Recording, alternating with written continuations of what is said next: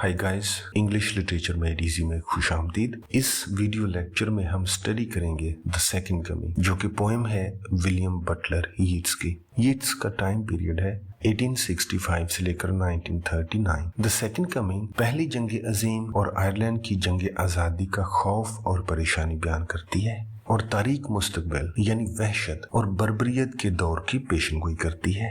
इस नज्म में शायर ने क्रिश्चियन इमेजरी, क्रिश्चियन मेटाफर और क्रिश्चियन एलेगरी को इस्तेमाल किया है। अदब के मैदान में यीट्स ने ग्रां कदर खिदमत अंजाम दी। अदबी खिदमत के सिलसिले में 1923 में उन्होंने नोबेल इनाम हासिल किया। द सेकंड कमिंग यीट्स की मशहूर नज़मों में गिनी जाती है और मॉडर्न पोइट्री की एंथोलॉजी में यानी शेरी मजमुओं में अहम मकाम रखती है।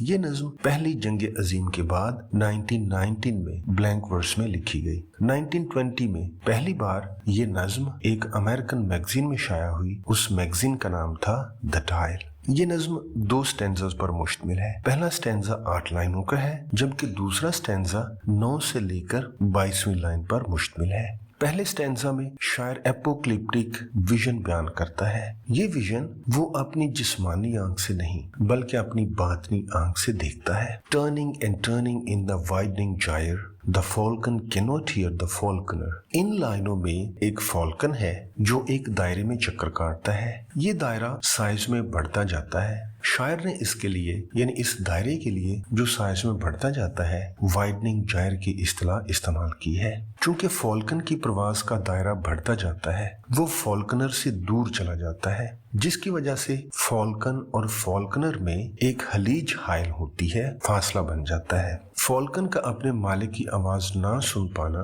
दुनिया पर इंसान का कंट्रोल खो जाने की इलामत है। फॉल्कन इलामत है इंसान के लालच की, तहजीब, बदी की और शैतान की। फॉल्कनर इलामत है अकल की, इंटेलेक्ट की, रूह की, ज़मीर की, खुदा की और खालिक़े कायनात। जायर जो है ये एक फिलोसॉफिकल कॉन्सेप्ट है। चूंकि शायर आयरिश था, आयरिश सकाफत का उस पर गहरा असर था। आयरलैंड के लोगों की तरह यीट्स समझता था कि जायर एक स्पाइरल शेप है और मुतजाद अदवार की इलामत है। स्पाइरल शेप में वक्त एक चक्कर की मानिंद गर्दिश करता है। एक दौर गुजरता है तो उसकी जगह नया दौर ले लेता है। यीट्स समझता था कि तारीख का हर दौर यानी हर ईरा जो है करीबन 2000 साल पर मुश्तमिल है। शायर तारीख को फॉल्कन से तशबीह देता है कि तारीख फॉल्कन की मानिंद चक्कर काटती है। पहला जमाना जब अपने मरकज से दूर चला जाता है तो इसकी जगह नया दौर ले लेता है और नया दौर पहले की निस्बत बिल्कुल मुख्तलिफ होता है। 2000 साल पहले जीसस की पैदाइश हुई, वहां से क्रिश्चियन ईरा का आगाज हुआ। क्रिश्चियन ईरा अब वाइडनिंग जायर में चक्कर काट रहा है यानी अपने अंजाम को पहुंच रहा है और जल्द ही इसकी जगह एक नया दौर आएगा। ये दौर तारीकी और वहशत का दौर होगा यानी जंग का दौर होगा। इस नए दौर में इंसानियत और रहम नहीं होगा। The things fall apart and the center cannot hold. Mere anarchy is loosed upon the world. चीजें बिखर रही हैं, मरकज इनको नहीं संभाल पाता। फॉल्कनर का फॉल्कन पर कंट्रोल खत्म हो चुका है। इसका मतलब ये है कि 20वीं सदी का इंसान जो अपने आप को महजब और तरक्की याफ्ता समझता है, जंग, कत्लो गारत और अफरा तफरी पर इसका कंट्रोल नहीं है। Mere anarchy is loosed upon the world. दुनिया पर अफरा तफरी छाई हुई है, कत्ल और गारत और मौत का समा है। The blood dimmed tide is loosed and everywhere the ceremony of innocence is drowned. खून की नदियां बह रही हैं, मासूमियत इन लहरों में गर्क हो चुकी है, इंसान वहशी बन चुका है। The best lack all conviction while the worst are full of passionate intensity.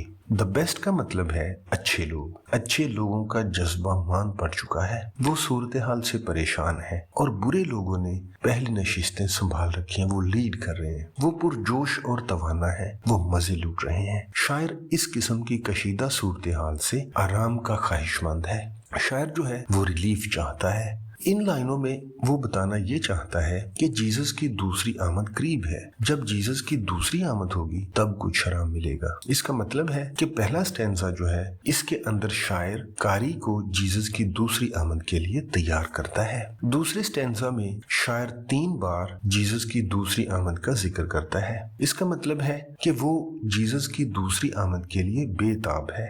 Surely some revelation is at hand, कुछ मुनकशिफ होने वाला है। Surely the second coming is at hand, यकीनी तौर पर दूसरी आमद करीब है। The second coming, hardly are those words out when a vast image out of spiritus mundi troubles my sight. शायर बमुश्किल द सेकंड कमिंग कहता ही है जब स्पिरिटिस मोंदी एक बहुत बड़े बदसूरत दरिंदे को यानी रफ बीस्ट को मुनकशिफ करती है। बदसूरत दरिंदे की ये हल्की सी झलक है, इसे देखकर शायर परेशान है। ये जरूर तबाही फैलाएगा। यानी रफ बीस्ट जो है पहले स्टैंजा में शायर जीसस की दूसरी आमद का मुंतजिर था। इससे शायर को कुछ आराम और सुकून मिलना था, लेकिन इसके बरक्स स्पिरिटिस मोंदी बदसूरत दरिंदे को जाहिर करती है, मुनकशिफ करती है। स्पिरिटिस मोंदी है क्या? स्पिरिटिस मोंदी एक लातीनी इस्तिलाह है। इसके लफ्जी मानी है world spirit, soul of the universe. ये इसके मुताबिक स्पिरिटिस मोंदी एक म्यूज है जो शायरों और अदीबों को लिखने के लिए उकसाती है, उनकी मदद करती है। यीट्स की एक किताब है अ विजन, ये 1925 में शाया हुई। शायर इस किताब में बयान करता है कि उसकी बीवी जॉर्ज अचानक ही लिखना शुरू कर देती थी। आपने इस अमल को शायर की बीवी ऑटोमेटिक राइटिंग का नाम देती थी। ऑटोमेटिक राइटिंग के दौरान वो ट्रांस में होती थी, उस पर मदहोशी का आलिम होता था। यीट्स और उसकी बीवी जॉर्ज समझते थे कि कोई आला रूहानी ताकत जो है यानी सुपीरियर स्पिरिचुअल सोर्स उन पर ये कैफियत तारी करती है। अपनी किताब अ विजन में येट्स इसे स्पिरिटुस मोंदी का नाम देता है। Somewhere in sands of the desert a shape with lion body and the head of a man. इन लाइनों में शायर अपने वजदानी विजन को बयान करता है कि किसी सहरा में एक शक्ल नजर आती है, उसका सर इंसान का और जिस्म शेर का है। A gaze blank and pitiless as the sun is moving its slow thighs. उस शक्ल को देखकर तासुर मिलता है कि वो सूरज की तरह रूखी और बेरहम है, उसे इंसानों के साथ कोई हमदर्दी नहीं। वो शक्ल जिसका सर इंसान का और जिस्म शेर का है वो आहिस्ता आहिस्ता चलती है, उसे कोई जल्दी नहीं है। इस मंजर से शायर पहली जंग अजीम के दौरान इंसान की हालत बयान करता है। जंग के दौरान लोगों ने इतनी कत्ल गारत देखी कि दूसरे इंसानों के दुख और गम का उस पर कोई असर नहीं होता था। While all about it real shadows of the indignant desert birds, शायर विजन में देखता है कि इस अजीब मखलूक के गिर्द यानी जो स्पिरिटुस मोंदी ने जाहिर किया है, इसके गिर्द सहराई परिंदों के साए तेजी के साथ घूम रहे हैं। ये परिंदे वल्चर्स की तरह मालूम होते हैं, गिद्ध की तरह मालूम होते हैं।